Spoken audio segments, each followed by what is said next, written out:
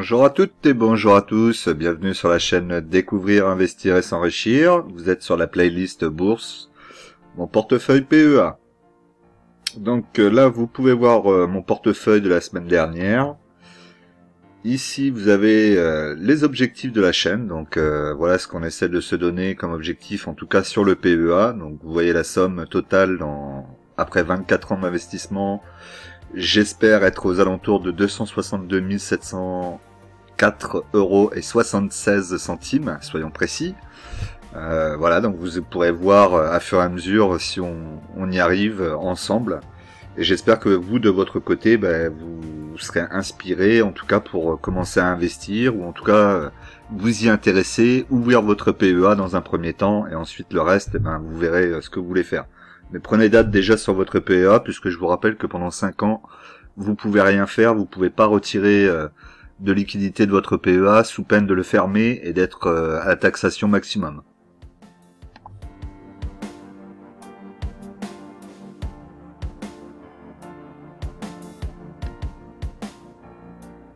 Alors, au sommaire cette semaine, nous aurons donc la situation du CAC 40, le point PEA première partie, le question-réponse avec beaucoup de commentaires de votre part cette semaine et je vous en remercie.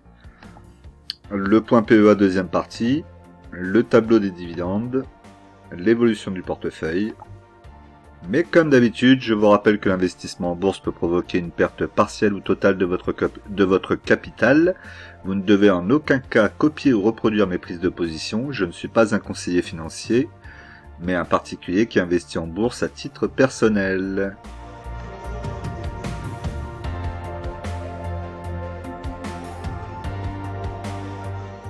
Alors, au niveau du CAC 40, donc le CAC 40 est actuellement à plus 8,07% depuis le début de l'année. Bon, comme vous le savez, il n'y a pas beaucoup de semaines qui se sont passées, on n'a même pas encore passé un mois.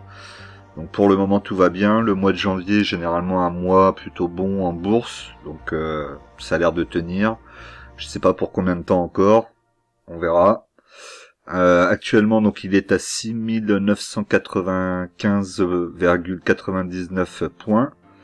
On a du mal à tenir au niveau des 7000 et au-dessus des 7000. Sur le journalier là ici, on voit qu'on est sur le support, hein, on est pile poil dessus. On est remonté un tout petit peu, mais bon voilà, c'est léger. Ça peut être un signe juste de renfort avant de continuer à repousser vers le haut. Après, aujourd'hui, je pense que comme moi, vous vous rendez bien compte que c'est vraiment impossible de comprendre et de pouvoir prédire ce que va faire la bourse demain. Personne n'est capable de le faire. En tout cas, ceux qui vous disent qu'ils sont capables, c'est pas vrai ce qu'ils vous disent. Hein. Ce qu'ils peuvent faire éventuellement, c'est faire un plan, imaginer que ça fasse ceci ou cela, mais on n'en a aucune certitude. Et en ce moment, ça en est bien la preuve, puisque vraiment, je pense qu'il n'y a pas beaucoup d'experts qui auraient dit qu'on était à 7000 points à cette période de l'année. Si on leur avait demandé à fin 2022. Bon, vous voyez, hein, on continue. Bon, on est redescendu quand même un petit peu, mais on est quand même toujours très haut. On peut pousser, hein, franchement, vu ce qui se passe, on peut pousser là les 7300 points, c'est tout à fait possible. Hein. Tout à fait possible. Après, ce que j'ai du mal à comprendre, c'est qu'est-ce qui pousse, qu'est-ce qui fait qu'on arrive à ce niveau-là. Il n'y a rien de... Voilà, comme la semaine dernière d'ailleurs, hein, il y a pas de nouvelles plus positives que la semaine dernière, donc c'est quand même assez bizarre qu'on arrive à tenir ces niveaux. Mais c'est pas grave. Donc on va en discuter justement.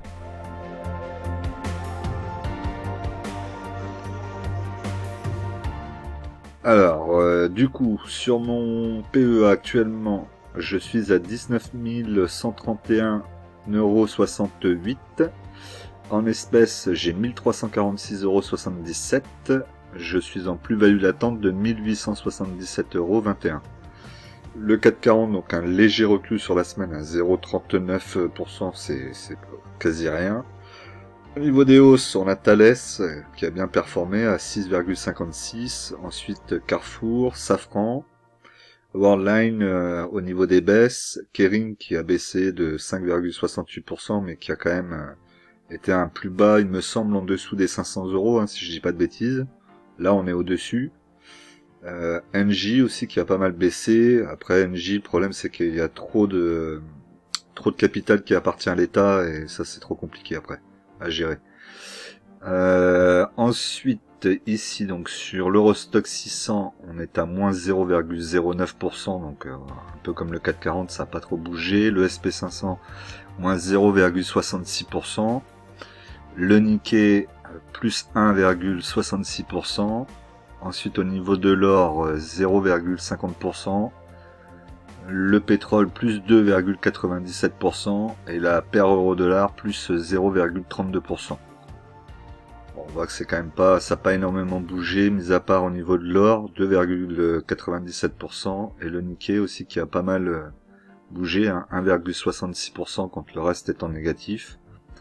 C'est l'indice japonais, je vous rappelle. Hein. Alors, donc comme d'habitude, on va regarder mon portefeuille en termes de valorisation, hein, de la plus grosse à la plus petite valorisation. Donc actuellement, ma plus grosse valorisation est en score, avec 100 unités en portefeuille, un PRU à 17,42.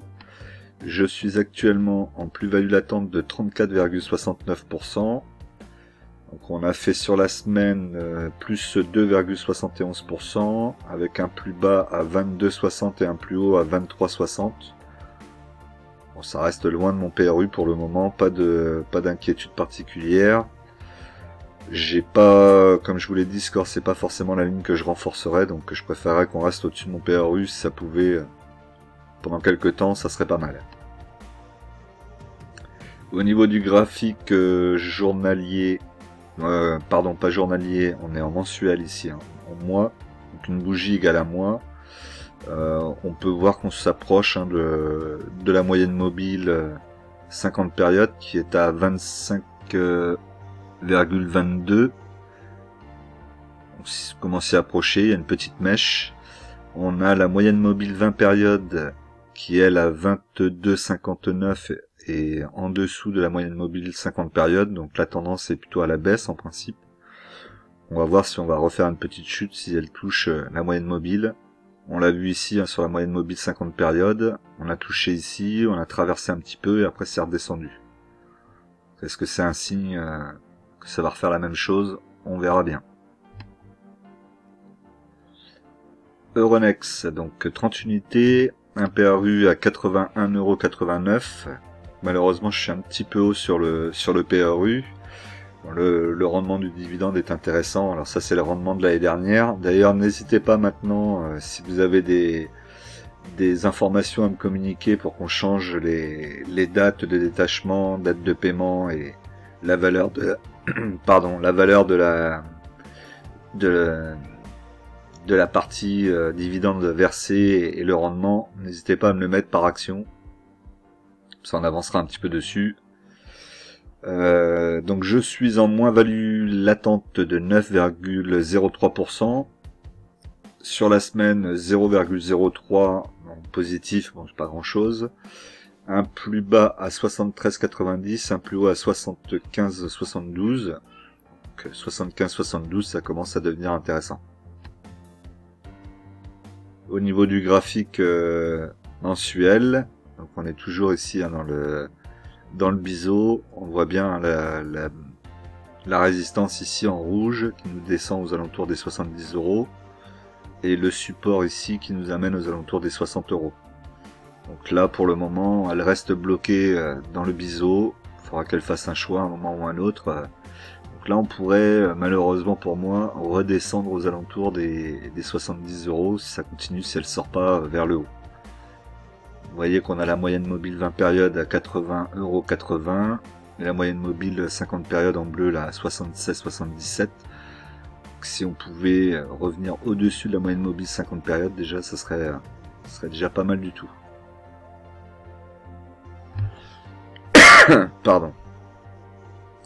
Sanofi, donc 20 unités, un PRU à 81,79 €. Donc Sanofi, une des dernières aristocrates dividendes, hein, il me semble. Donc on voit on a un dividende en progression, donc il faudrait que je renforce, mais pour le moment je la trouve un peu trop chère.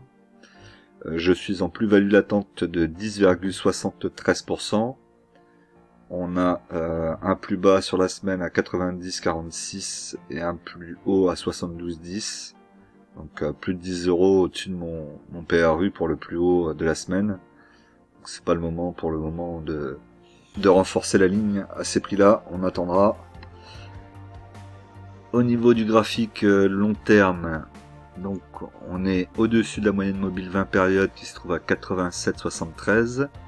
Donc ça devrait jouer office de support, je pense, si elle redescend. Et on a la moyenne mobile 50 périodes, pardon, qui est à 79,44, ce qui pourrait être le support en plus. A priori, le support se trouve au même niveau, donc ça pourrait être un point d'entrée pour renforcer sa ligne. On serait en dessous des 80 euros, moi ça me conviendrait pas mal. Après, on voit qu'elle n'y va pas forcément. Ouais, si elle y va quand même assez régulièrement, tous les 2-3 ans, on a une opportunité d'aller en chercher à ces niveaux-là, enfin, sur ce support en tout cas. Donc pourquoi pas, on verra. Total Energy, donc 29 unités, un PRU à 32,78. Actuellement, donc je suis en plus-value latente de 79,48%.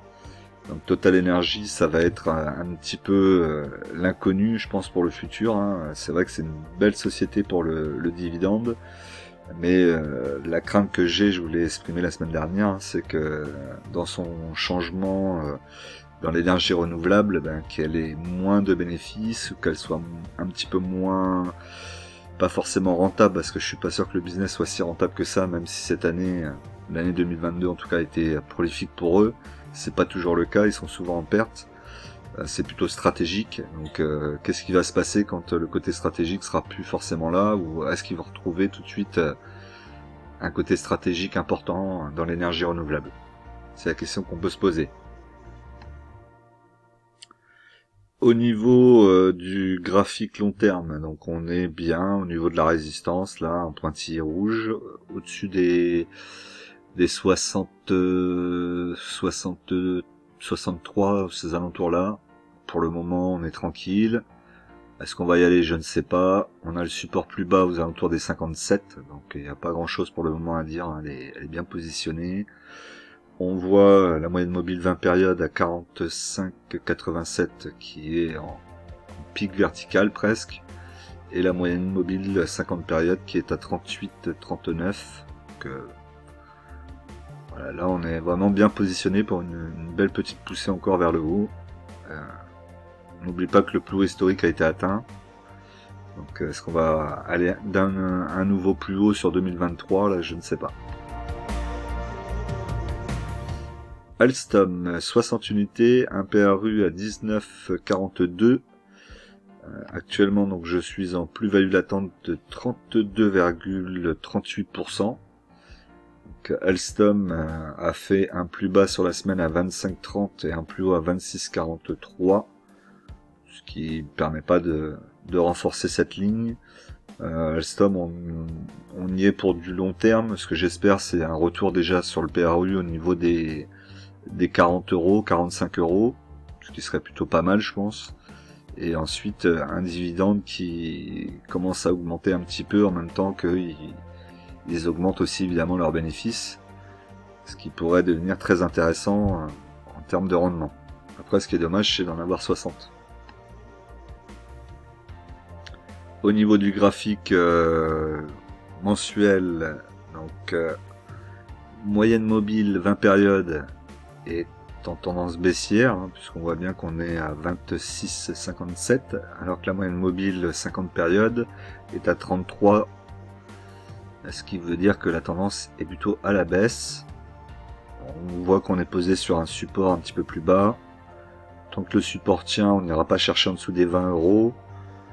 Si on devait venir chercher en dessous des 20 euros, ça me gênerait pas plus que ça. Pour le moment, elle est positionnée sur un support là aux alentours des 22-23.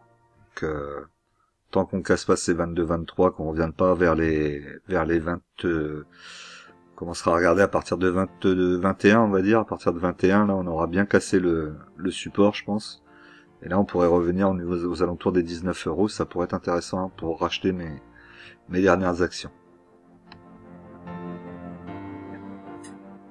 Danone 30 unités, PRU à 51,92.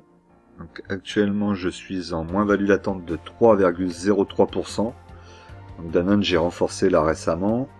Pour le moment, je suis plutôt content, je fais ma ligne tranquillement, hein. L'objectif c'est d'être en dessous de 50 € sur le PRU. La ligne est loin d'être terminée, hein. On est à 30 actions. On voit qu'historiquement, hein, c'est plutôt l'idée, il faut être en dessous de 50 €. C'est pas une action qui a des mouvements forcément énormes. D'ailleurs, sur un an, on voit 58,24 au maximum. Bon, c'est pas folichon, mais elle a un bon rendement. C'est une action plutôt défensive quand ça se passe mal au niveau de la bourse. Donc intéressante aussi pour ça. Au niveau du graphique long terme, on est sur une résistance en pointillé là, qui se trouve juste au-dessus de nous, hein, finalement, aux alentours des 51 €, on va dire.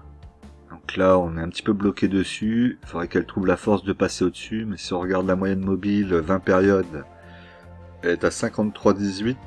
Et la moyenne mobile 50 périodes à 55,67. Donc ça devrait être l'inverse.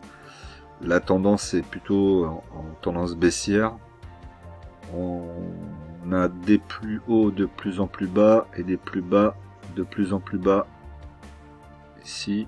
Donc attention au prochain qui soit pas encore un petit peu plus bas sur le support. Après on verra. Nexity 50 unités, un PRU à 24,55. Je suis actuellement à 12,39 en plus-value latente sur Nexity. Alors au niveau du graphique, on peut voir donc que la moyenne mobile 20 périodes est en train de passer sous la moyenne mobile 50 périodes, donc ce qui devrait appeler peut-être une petite tendance à la baisse. Donc moyenne mobile 20 périodes à 30,18, moyenne mobile 50 périodes à 30,90. Donc ça va être à surveiller dans les mois à venir. Au niveau d'Airbus, donc 10 unités, un PRU à 95,75. Donc Airbus plutôt pas mal au niveau des dividendes, même si on a eu 2 années de coupure malheureusement avec le Covid, hein, mais ça n'a pas été facile pour personne. Après on a une société qui est quand même pas mal, avec un avantage, on va pas dire un avantage concurrentiel, mais en tout cas qui domine son secteur par rapport à Boeing, en tout cas pour cette année 2022. Comme je vous ai dit, là maintenant méfiance sur les Chinois qui arrivent sur le marché. Au niveau de Airbus, on a donc un plus bas à 114,92 et un plus haut à 119,68. On est loin du PRU pour le moment, donc on la regarde. On voit que la résistance ici, on a une résistance oblique aux alentours qui pourrait nous amener aux alentours des 107 €. On est encore loin de notre prix d'achat, donc pour le moment on est plutôt tranquille. On aurait éventuellement un retour sur la moyenne mobile 50 périodes à 100,69 €. Et encore même là, on est quand même encore un peu loin de notre PRU. Donc il faudra peut-être attendre un petit peu, ou alors se décider un moment quand on reviendra peut-être dans les plus hauts historiques, hein, aux alentours des 140 €, pardon, à vendre la position si je n'ai que 10 lignes, 10 actions, pardon. Alors comme d'habitude, si la vidéo vous plaît, c'est le moment de vous abonner, de cliquer sur la cloche pour recevoir les dernières vidéos, de mettre le like, objectif 150 likes, hein, je vous le rappelle, et évidemment les commentaires, c'est toujours très important que vous mettiez des commentaires pour montrer votre engagement sur la vidéo et sur la chaîne notamment.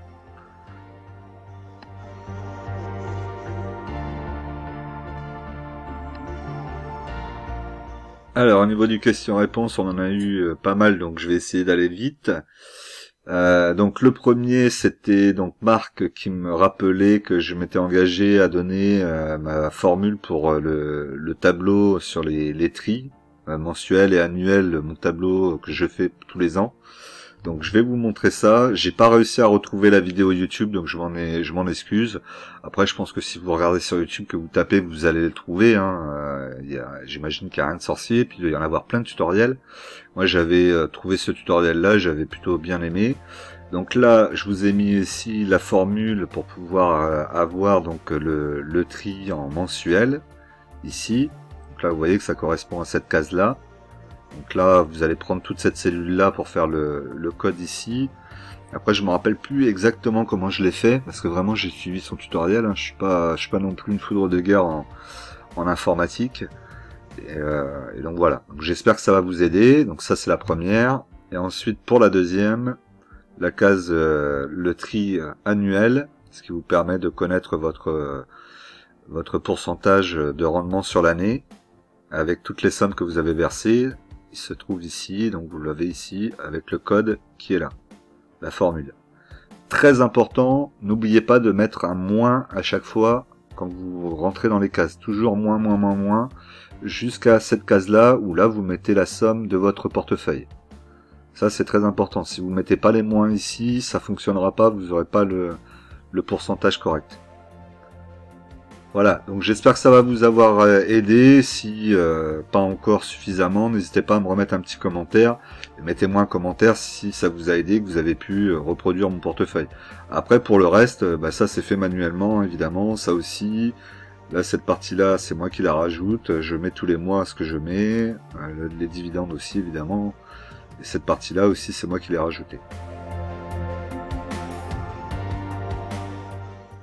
Alors ensuite, c'est David qui nous met salut à toi, merci pour la vidéo, toujours aussi captivante. Alors pour ma part, je préfère ces récaps de ton portefeuille, PEA toutes les semaines, c'est le rendez-vous du dimanche. Alors comme je disais, donc ça c'est par rapport au fait que je souhaiterais faire une fois tous les 15 jours, donc le 15 du mois je ferai mon PEA et le 30 le dernier dimanche du mois je ferai le PEA.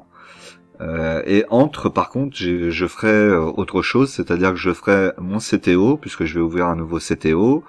Je pourrais vous montrer aussi ce qui se passe sur Trade Republic, parce que là, je vais vous montrer une vidéo dans pas longtemps, où je suis en train de faire de grosses modifications sur Trade Republic. Et aussi de me rendre compte de pas mal de petites choses qui font des petits bugs quand même. Et on aura l'occasion d'en parler à ce moment-là. Voilà, donc et ensuite faire pourquoi pas aussi une fois dans le mois une vidéo où je ferai 2 ou 3 ou 4 analyses d'actions que vous m'aurez proposées, voilà, que je pourrais faire en fait, tout simplement pour vous expliquer que tous les week-ends je fais les vidéos. Ça me prend quand même pas mal de temps, hein. Ça entre 4 et 5 heures avec le montage, le fait de tout mettre en place, de faire la vidéo, de la mettre, de le plugger et tout ça, ça prend quand même pas mal de temps. Et du coup, en plus, je suis obligé de faire ça le samedi, parce qu'il y a certaines données que j'ai pas accès le vendredi, il faut attendre le samedi pour les avoir. Et donc du coup, ça fait que le week-end, je peux pas faire grand-chose. Donc je vais essayer de faire comme ça pour pouvoir me libérer au moins un week-end sur 2 et pouvoir aussi profiter un peu des week-ends et voilà. N'oublie pas que j'ai une famille, c'est pas toujours facile non plus pour eux, donc il faut aussi que je pense à ça. Et je suis sûr que vous pouvez tout à fait le comprendre. Donc voilà, mais il n'est pas question en tout cas de plus avoir de rendez-vous le dimanche. On aura toujours un rendez-vous, mais ça sera un rendez-vous toujours bourse, mais sur CTO, avec un portefeuille sur les actions américaines par exemple, ou sur une plateforme, ou voilà, différentes choses, ou de l'analyse d'actions, ou autre. Donc dites-moi ce que vous en pensez dans les commentaires. D'ailleurs ça m'intéresse et c'est important que vous me fassiez des retours. Il y en a déjà certains d'entre vous qui m'en ont fait. Alors sinon, j'aurais une question ou plus une réflexion concernant l'achat d'actions. Alors me concernant, j'ai commencé à investir il y a 1 an exactement, donc au plus haut, et j'ai réussi à bien faire baisser mes PRU. Je voulais donc avoir ton avis sur l'investissement régulier, notamment chaque mois. En effet, le but étant d'investir régulièrement, de préférence sur des actions à dividendes, mais également de croissance. Mais comment acheter lorsque les actions sont plus hauts et plus généralement lorsque le marché est très haut, comme actuellement? Donc, quand on a des belles lignes avec de bons PRU, si on attend toujours d'acheter uniquement lorsque le prix est inférieur à notre PRU, il se peut que ce montant n'arrive jamais.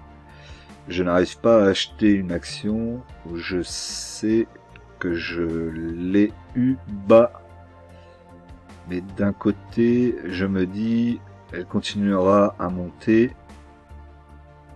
mais avec ce raisonnement on n'achètera pas de sitôt si le marché reste si haut.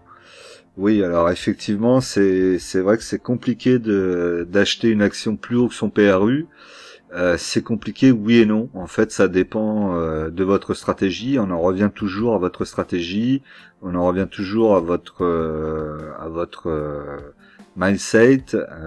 Voilà, c'est votre façon de voir les choses, votre comment résistance au risque. C'est un ensemble de choses qui fait votre personnalité, qui fait votre personnalité en bourse, et qui fait que votre stratégie sera celle d'aller chercher plus bas que votre PRU tout le temps. Alors c'est peut-être plus facile et c'est peut-être plus rassurant effectivement au début. En réalité, on n'a pas besoin de faire ça puisque il faut faire les analyses fondamentales. C'est les chiffres, les fondamentaux de l'entreprise qui vous montrent si l'entreprise est à un bon prix ou pas. On n'est pas sur le PRU. Après, ce que vous pouvez faire, et moi effectivement je fonctionne pas mal comme ça, c'est que je considère que quand je rentre sur une ligne, j'essaie de rentrer sur une ligne que je trouve déjà basse, où c'est pas forcément le plus bas, hein, puisque c'est assez difficile de toujours avoir le plus bas, mais en tout cas que je trouve suffisamment basse et que je considère que l'action, si elle continue à baisser, ça sera encore des opportunités et je pourrais me renforcer parce que je suis confiant sur la société. Et c'est un repère aussi. Donc c'est vrai que c'est une question intéressante et je l'ai prise aussi pour ça et je voudrais avoir votre avis par rapport à ça. Est-ce que vous aussi vous fonctionnez comme ça? Vous achetez, vous fonctionnez avec le PRU, une fois que vous avez rentré, vous voulez absolument acheter toujours plus bas que votre PRU. Après, il est vrai que on l'a vu sur mon portefeuille, hein, alors je peux pas parler pour les vôtres, mais vous l'avez vu sur mon portefeuille, quasiment toutes mes actions sont redescendues en dessous de mon PRU à un moment ou un autre. La seule qui l'a pas fait, je crois, depuis le début de notre aventure, c'est Total, je crois. Mais toutes les autres, sinon, elles sont redescendues en dessous de mon PRU à un moment ou un autre. Donc, et pourtant, il y a quelques actions que j'avais achetées, effectivement, au moment du crack de 2020. Donc, on peut quand même estimer que les actions redescendent quand même à un moment ou un autre, qu'il y a des opportunités. Par contre, là où la difficulté, à mon avis, est plus importante, c'est justement, on en revient à ce que je te disais, ta capacité à résister, ta capacité à attendre, ta capacité à être patient, à attendre la bonne opportunité. La bourse, c'est pas acheter tous les jours, sinon si ça peut être de la bourse, mais ça sera plutôt du trading. Là, ce qu'on fait nous, c'est de l'investissement long terme. Je pense que tu fais de l'investissement long terme aussi. Et sur l'investissement long terme, il faut avoir de la patience. Il faut avoir de la patience dans les deux sens. Il faut avoir de la patience pour acheter. Il faut avoir de la patience aussi pour revendre au bon moment. C'est pas toujours évident.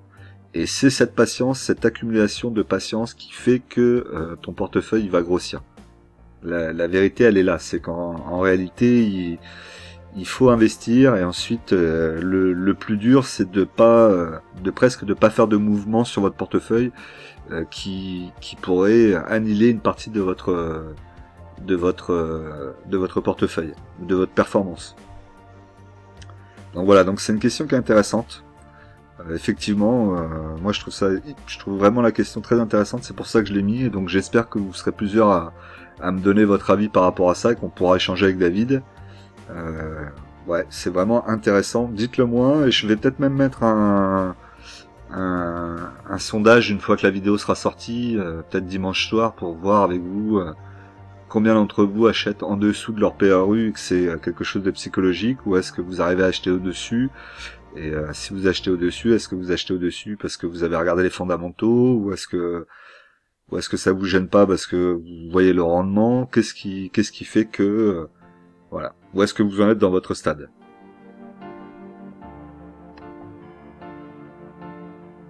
Ensuite, donc je mettais ce petit message de ma vie de fille. qui me met le LEP ne dépend pas que des revenus, mais également de la composition familiale. D'accord, donc voilà. Donc, je voulais le mettre parce que j'avais pas mis ce petit détail, donc c'était bien de le mettre en plus. Donc le LEP, le plan d'épargne populaire, je vous rappelle. D'ailleurs, s'il y en a certains qui ont eu le droit, n'hésitez pas à me dire si grâce à moi vous avez eu l'idée d'appeler votre banque pour demander et que vous êtes éligible maintenant. Ensuite, on a Loïc donc qui me met hello, ouais, très préoccupé au sujet de cette retraite. Honnêtement, je suis en grande réflexion pour aller travailler en Suisse, pour avoir un reste à vivre plus intéressant que notre belle France, et en conséquence de pouvoir faire ma retraite par capitalisation. J'aime mon pays, mais cette politique me rend malade. Ouais, bah du coup je vous mets ça parce que effectivement, bon là la retraite on va en entendre parler encore pendant quelques temps je pense. Bon il y a eu la manifestation, visiblement ça a rassemblé pas mal de gens. Je sais pas, j'ai eu l'impression, et je me trompe peut-être que c'était pas forcément les gens comme vous et moi, plus comme vous et moi, c'est un peu n'importe quoi ce que je dis parce qu'on est tous pareils, hein. Mais c'est plus les gens qui étaient dans la rue, j'ai plus eu l'impression que c'était ceux qui avaient la retraite avec des avantages de retraite plutôt que nous déjà, aux alentours des 55 ans, ce genre de choses. Donc j'ai pas forcément compris. Bon après j'ai regardé très rapidement, donc je vais pas non plus porter un jugement là-dessus.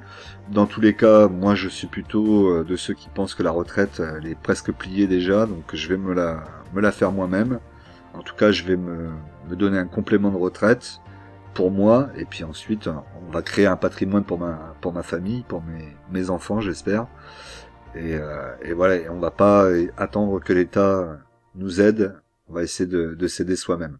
C'est pas toujours évident évidemment, et ça j'en ai tout à fait conscience, mais je pense qu'aujourd'hui si vous êtes jeune, que vous avez 18, 19 ou 20, même 25 ans ou 30 ans aujourd'hui, que vous regardez mes vidéos et que vous n'avez pas encore un PEA ouvert, c'est vraiment très important que vous le fassiez maintenant. Vraiment très important. Allez, on continue.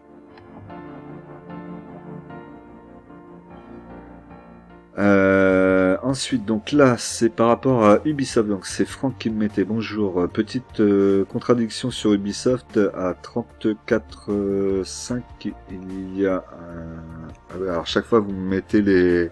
Ça c'est les minutes où c'est dit l'erreur. Vous êtes précis quand même, mais bon, c'est bien.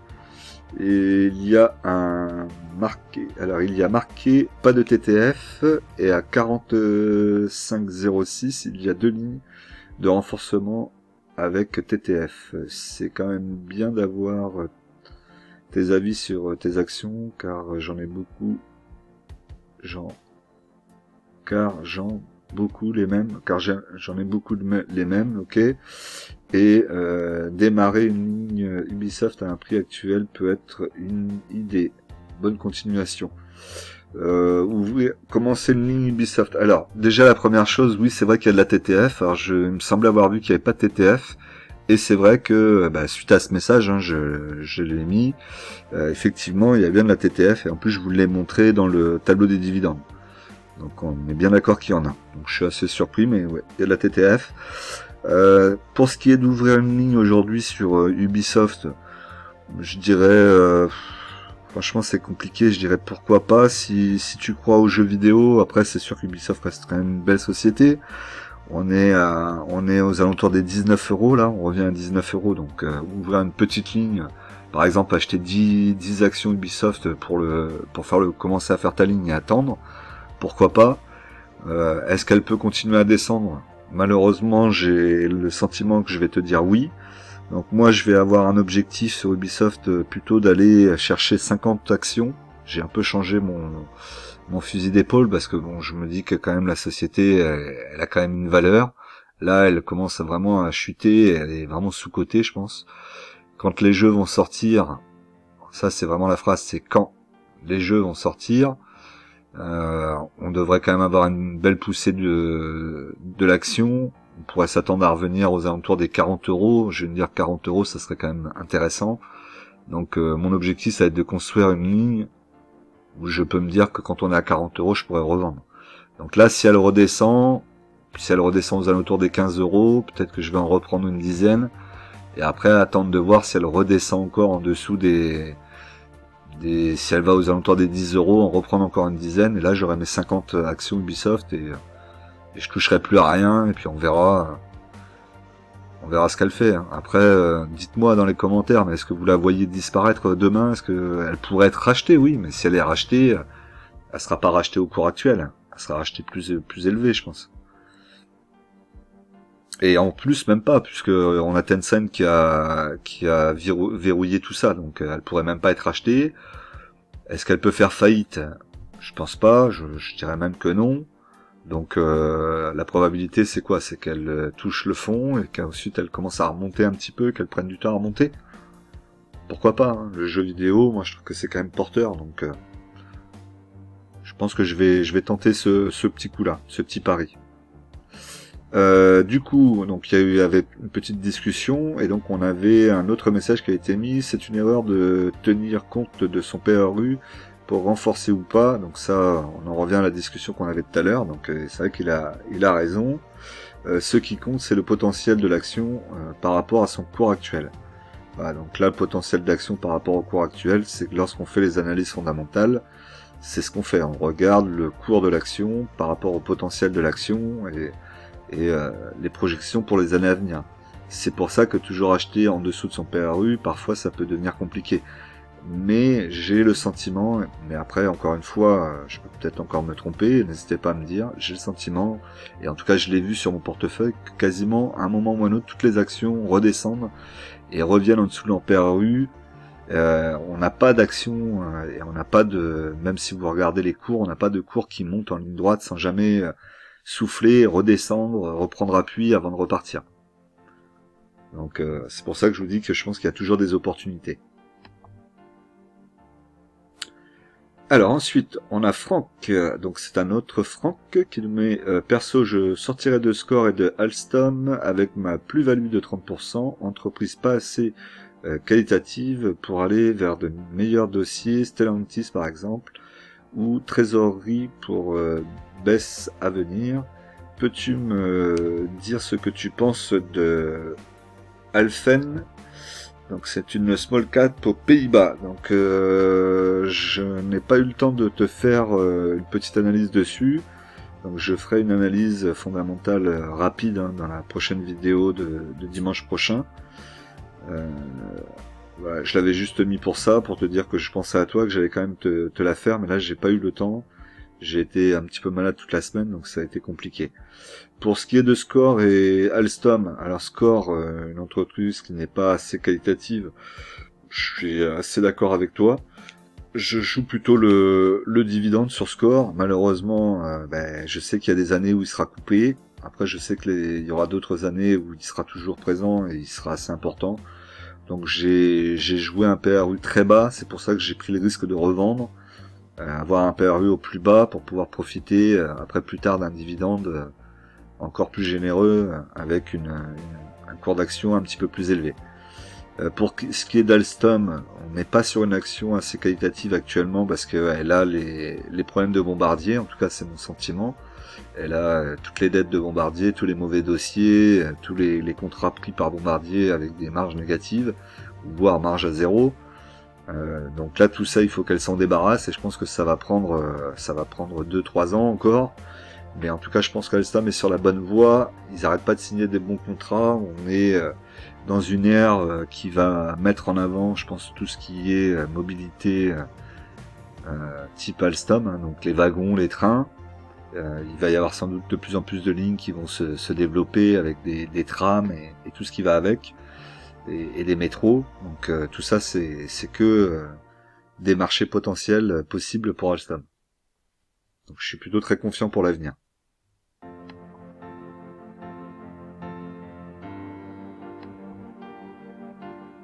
Alors on repart sur le portefeuille, donc Vinci, 10 unités, un PRU à 80,97€. Donc actuellement je suis en plus-value latente de 28,04%. Donc Vinci, c'est une action que je voudrais renforcer, hein. Elle a eu peu d'opportunités de pouvoir revenir en dessous du PRU. Bon, il y en a eu quand même, mais je l'ai raté, donc c'est dommage. J'aurais pu en reprendre. C'est une belle action. Elle est toujours assez solide, je trouve. Elle a un bon rendement. Voilà, plutôt pas mal aussi au niveau de la diversification. C'est dommage que j'arrive pas à me renforcer. Mais bon, on aura des occasions, il faudra être patient. Au niveau du graphique long terme, donc on est bien positionné hein, au-dessus d'une résistance en pointillé rouge qu'on voit là aux alentours des 100 €. Un petit peu au-dessus, hein, 100, 101, 102. Pour le moment, tout va bien. On est posé, même pas posé, mais on est bien en dessous, bien au-dessus, pardon, de la moyenne mobile 20 périodes qui est à 89,77 €. Et on a la moyenne mobile 50 périodes à 83,61. Là, tout va bien pour le moment. La tendance est plutôt haussière. C'est plutôt dégagé pour le moment. Au niveau d'Orange, 72 unités, un PRU à 9,47 €. Actuellement, donc, je suis en plus-value latente de 1,51%. Donc Orange, c'est pareil, c'est pas terrible au niveau des chiffres, des fondamentaux, mais bon, on a un bon dividende. L'objectif, c'est un peu comme Score, c'est d'en faire, d'avoir 100 unités en portefeuille, et ensuite de garder cette action pour pouvoir profiter du dividende, et essayer de ne pas me retrouver piégé à un moment ou à un autre. Ça, c'est le risque, et c'est pour ça qu'il faut essayer d'aller le plus bas possible sur le PRU. C'est pas le cas de toutes les actions. Vous voyez, on va en voir Air Liquide, on parlait d'acheter au-dessus de son PRU, bah, peut-être que je serai obligé de le faire. Ce sera peut-être pas forcément un mal, puisque c'est une bonne action, et si je l'achète régulièrement, je devrais m'y retrouver à un moment ou à un autre. Bref, on est sur Orange, donc là, ici, sur le graphique long terme, on a la moyenne mobile 20 périodes qui est à 9,43 et la moyenne mobile 50 périodes à 9,77. Du coup, la tendance est plutôt à la baisse. Donc là, c'est pas top au niveau du graphique. Crédit Agricole, donc Crédit Agricole 60 unités, un PRU à 9,73. Actuellement, je suis en plus-value latente de 8,05%, ce qui est plutôt pas mal. Crédit Agricole a un bon dividende, hein, aux alentours des 1 €, c'est plutôt rentable au niveau du PRU, puisque je suis à 9,73 €. Malgré tout, je voudrais essayer de la vendre. Là, j'ai mis un ordre à 10,78 € qui a du mal à passer. Je sais même pas si elle va pas redescendre. Vous voyez, hein, le plus haut, 10,68. On n'était pas loin, mais on n'est pas allé. On est redescendu un petit peu avant, donc on verra. Le plus bas à 10,38. Je pense qu'il y a moyen d'aller la rechercher en dessous des 9 € ou aux alentours des 9 €. Je pense que mon PRU est un peu haut. J'aurais peut-être une opportunité d'aller en rechercher avant même qu'elle reverse son dividende. Donc si je pouvais sortir sur le mois de janvier dessus, ça serait l'idéal. Au niveau du graphique, donc on est sur la résistance, vous voyez que ça bloque sur la résistance. Donc là je vais avoir besoin d'un nouveau va-et-vient là, de revenir ici, d'aller rechercher la résistance, d'essayer de la traverser un tout petit peu plus, et on pourrait peut-être aller chercher mes 78. Pour le moment, vous voyez que ça bloque sur la résistance. La moyenne mobile 20 périodes est pourtant positionnée en hausse à 10,19 et la moyenne mobile 50 périodes à 9,25, donc tendance plutôt correcte. Ubisoft, donc notre fameuse Ubisoft, donc on a 30 unités avec un PRU à 35 €. Donc là on voit qu'on revient, hein, on revient sur les 18,64 € malheureusement pour moi.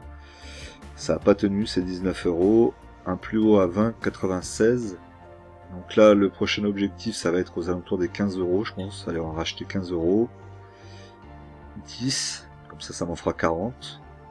Et ensuite, une fois que j'aurai racheté 10 à 15 €, bon, le PRU va encore bien rebaisser. On va peut-être passer sous les 30 €, ce qui serait pas mal. Et ensuite, en dessous des 10 €, j'en reprendrai 10. Et puis je pense que là, on s'arrêtera là, j'aurai 50 unités, j'aurai un PRU aux alentours des 25 €. Alors, je pense que l'action elle vaut au moins 40 € quand ils vont commencer à vouloir revendre un jour des jeux. Ce qui devrait arriver, hein, puisqu'il y a, je vous le rappelle, Avatar qui devait sortir pendant le film, pour profiter de de l'engouement provoqué par le film. Encore une fois, bien joué le service marketing Ubisoft, hein, puisque le jeu sortira que dans 1 an ou 2, je crois, donc on aura quasiment tous oublié Avatar, donc c'est bien, c'est cool. Voilà, donc ça c'est Ubisoft. Mais bon, malgré tout, secteur du jeu vidéo, donc c'est quand même pour moi un des secteurs qui compte, hein. Ça pèse lourd aujourd'hui, hein, dans la culture, hein, le jeu vidéo, je vous le rappelle. Je crois qu'il est passé depuis quelques années devant le cinéma. Donc c'est quand même qui gère en termes de ce qu'il peut générer, hein, en business, donc c'est quand même assez fou, et je pense que c'est pas terminé, donc oui, on croit quand même en Ubisoft sur du long terme. Là, on va se dire qu'on est dans une très mauvaise passade, que c'est le moment de se mettre dessus. En tout cas, moi, c'est ce que je me dis. Je vous dis surtout pas de le faire, hein. C'est pas ce que je vous dis, parce que là, vraiment, le dossier, il est vraiment bancal, hein. Là, on est vraiment sur un dossier bancal. On va dire que j'essaie de me rassurer aussi, tant bien que peu. Au niveau du graphique long terme, vous voyez quand même on a chuté méchamment. On est sorti du support là, qui avait tenu jusqu'en 2010. Un support vieux de 10 ans, de 12 ans, 13 ans presque. Là ici, on pourrait venir rechercher là aux alentours des 15-10 euros, je vous ai dit ici là. 10 euros, hein, le support pourrait nous y amener si on descend avec lui. Bah là on serait sur un niveau, ouais, c'est pratiquement du plus bas historique, hein. Donc c'est sûr que ça fait un petit peu peur, on se dit qu'est-ce qui se passe. Bon, après l'action est soutenue par la société est soutenue par Tencent, donc ça me rassure un petit peu. Je me dis au pire des cas, si il devait se faire racheter par Tencent, il les rachèterait peut-être aux alentours des 40 euros. 40 euros, ben, si je suis en dessous des 40 euros, je serais bien sur mon PRU pour me faire racheter et récupérer un peu de profit. Alors après, ça va être un dossier où il va falloir investir sur long terme. Mais bon, là, quand vous êtes à 15 euros, ça fait 150 euros les 10 actions. Et après, aux alentours de 100 euros les 10 actions, je serais quand même fou de pas les prendre pour ne pas avoir le PRU qui baisse, quoi. Ce serait dommage. Surtout que je crois quand même encore cette société. Du coup, on en revient à notre histoire de Air Liquide. Donc Air Liquide acheté avec un PRU plus élevé que... acheté avec l'action avec le prix plus élevé que mon PRU, ce que je n'aime pas trop faire, hein. Donc peut-être que je vais le faire puisqu'on sera en DCA. Je vais attendre encore un petit peu. Je vais me donner début du mois de février pour acheter Air Liquide, mais avant le 15 février, il faudra que j'ai acheté au moins une action. Voilà, et on va essayer de le faire comme ça. Parce que dans tous les cas, c'est une belle société. Je pense que je prends pas beaucoup de risques. Elle va continuer à progresser. Peut-être lentement, mais elle va continuer à progresser. Elle verse un beau dividende. Et puis dans quelques temps, on pourra profiter peut-être aussi des actions gratuites. Donc on va acheter tranquillement en DCA. On a 2 ans devant nous pour avoir nos 10 actions et pouvoir en profiter dans 2 ans. Après. Donc là, je suis à plus 9,40%. C'est pour ça que c'est compliqué d'acheter. En termes de prix le plus bas, on est à 142,80. C'est quand même haut, hein, on est pratiquement 10 euros au-dessus de mon PRU. Et au plus haut, 45,80. Vous voyez que si j'achète à 42,80 alors que j'ai 3 actions, une action, ça va se faire ressentir quand même un petit peu dans le PRU. On va venir aux alentours des 135. Donc c'est ça qui m'ennuie un petit peu, mais bon. Le principe du DCA c'est ça, donc il faut que je m'y tienne. Bon, puis en plus sur le graphique long terme, on voit bien qu'elle n'est pas du tout disposée à redescendre, hein. On voit que là on est quand même assez loin de la moyenne mobile 20 périodes qui est elle à 133 euros, et la moyenne mobile 50 périodes, n'en parlons pas, à 116 euros. Ce qui serait pour moi l'idéal d'aller en rechercher. Là j'en reprendrai un petit peu plus que je pense, hein. On est bien d'accord. L'Oréal, une unité, un PRU à 303,16 euros. Donc là je suis à plus 25,30%, donc c'est plutôt très bien aussi L'Oréal. Un dividende qui est pas fou mais qui est quand même présent, qui est presque en amélioration depuis 2016. Ça c'est quand même à souligner. Faudra revoir pour 2022, pardon. Mais bon, a priori, ce sera le cas aussi. Il n'y a pas de raison, les chiffres sont plutôt bons. Après, peut-être que quand on sera aux alentours des 400, 440, ce sera peut-être le moment de revendre l'action, on verra. J'étais plutôt sur un objectif long terme à garder, donc j'hésite, on verra ce que je fais. On verra l'opportunité du moment. Au niveau du graphique, vous voyez ici le plus haut. Est-ce qu'on va revenir à un plus haut ici? Déjà, si on revient au niveau des 400 €, c'est déjà pas mal. C'est pour ça que ça laisse, si je reviens aux alentours des 400 €, que je fais 100 € de plus-value sur une action, peut-être que là je la vendrai quand même. C'est quand même intéressant à prendre. Mais le PRU était quand même assez bon au final, j'aurais dû investir un petit peu plus dessus. Après bon, on va pas s'enflammer non plus, parce que s'il y a un retournement des marchés, c'est bien que ça va redescendre d'abord par les actions du luxe. C'est un peu la même chose pour la poussée du marché, il faut que le luxe se pousse pour que le marché monte. Donc c'est un peu du qui tout double, ça peut aussi redescendre et revenir plus bas que mon PRU. Après c'est vrai que je prends pas beaucoup de risques puisque c'est une action plutôt solide, et si je revenais en dessous de mon PRU, ça serait plutôt une opportunité pour moi de racheter. Vous en doutez. Schneider, donc Schneider c'est pareil, je veux en racheter, mais elle ne veut pas. Donc j'ai deux unités, j'ai un PRU à 128,88. Là vous voyez aussi, là, on a un beau dividende aussi en croissance depuis 2016, donc ça c'est plutôt sympa.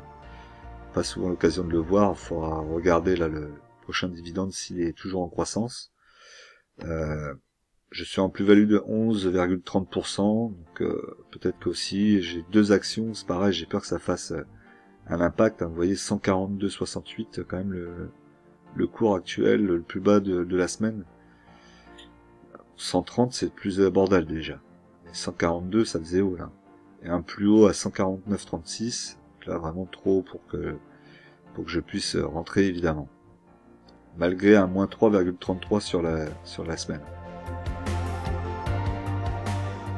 Sur le graphique long terme, on est au-dessus donc d'une résistance là qui se trouve aux alentours quasiment avec la moyenne mobile 20 périodes à 137 €, et on a la moyenne mobile 50 périodes à 107 €.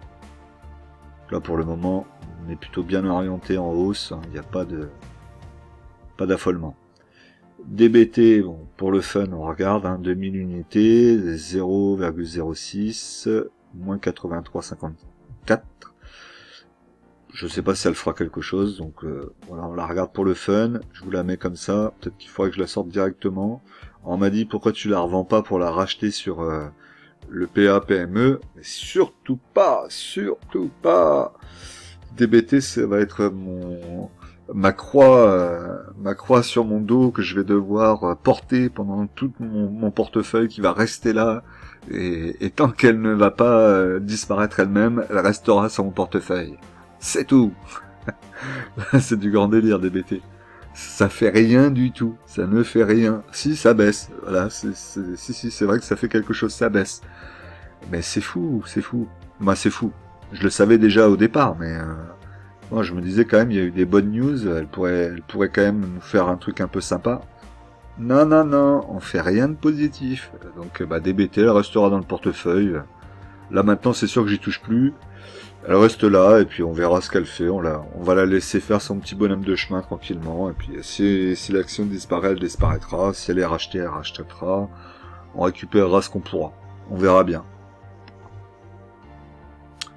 Alors, au niveau de la répartition par action, on a Air Liquide à 2,28, Airbus 6,24%, Alstom 8,1%, Crédit Agricole 3,31%, Danone 7,93%, DBT 0,11%, donc vous voyez DBT c'est vraiment rien, Euronext 11,73%, Nexity 7,24%, L'Oréal 2%, Orange 3,63%, Sanofi 9,52%, Schneider 1,51%, Score 12,32%, Total 8,96%, Ubisoft 3,02%, Vinci 5,44 et la liquidité à 6,66%. Donc attention, liquidité, on n'est pas dans nos objectifs de 10% de liquidité. Au niveau de la répartition par secteur, toujours la même chose, hein, finance, donc secteur financier, valeur industrielle, consommation non cyclique, la santé, l'énergie, l'immobilier, la technologie, et pour terminer les matériaux de base avec Air Liquide. Alors on retrouve mon portefeuille dans son intégralité, donc vous voyez que l'ordre pour Crédit Agricole est toujours là à 10,78 € en attente. On verra si ça passe. J'ai fait toujours, j'ai toujours l'ordre d'achat pour GTT 5 actions à 80,50 €. C'est pareil, on va voir, hein. Je vais peut-être le sortir à un moment ou un autre. Il est mis pour l'année, au pire je pourrais le laisser. Et après pour le reste, on va les laisser faire leur vie pour le moment, hein. Il n'y a pas grand chose à en dire. Donc au niveau du tableau des dividendes, pas grand chose à y voir, si ce n'est la conversation qu'on a eue tout à l'heure pour la TTF. Donc on a bien ici Ubisoft TTF, hein, qui a été bien prise, donc effectivement c'était sans doute une erreur de ma part.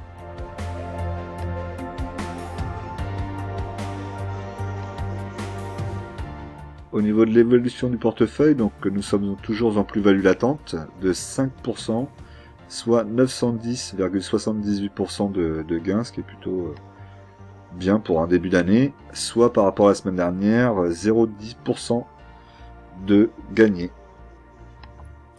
Voilà, c'est tout pour moi. Je vous rappelle qu'en investissement, les impatients payent pour les patients. Nous, on se retrouve tout de suite dans une nouvelle vidéo. À tout de suite!